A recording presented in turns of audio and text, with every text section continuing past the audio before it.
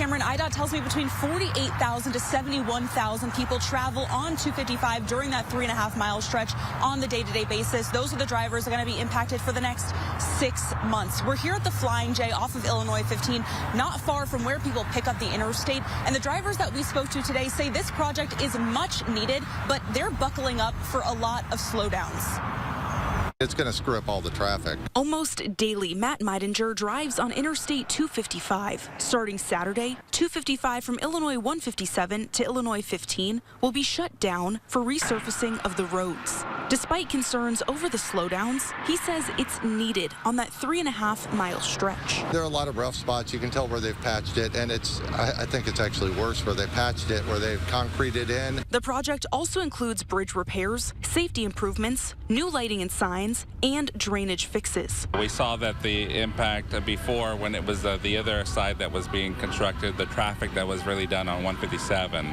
So there were long delays. There was just a lot more traffic. Father David Uribe says with the Shrine of Our Lady of the Snows being just off 255, it's going to be a big problem for the church. We'll have people who will say, I'm going to go elsewhere.